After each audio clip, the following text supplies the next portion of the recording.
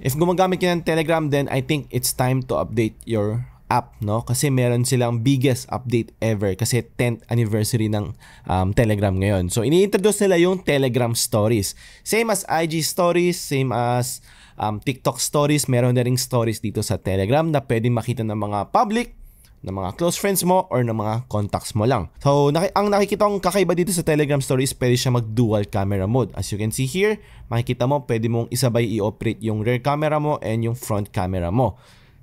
Second naman is yung, itong nasa pinakababa, no?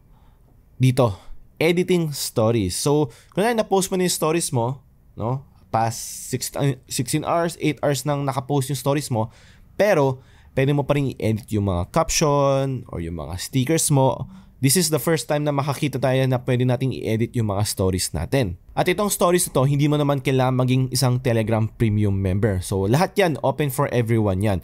Pero may early access yung mga premium members dito. So itong stories na to, sa mga premium members, matagal na lang nagagamit to. Last month pa nilang pwedeng i-access tong story. Pero today, right? Today, pwede na siyang i-access ng lahat ng tao.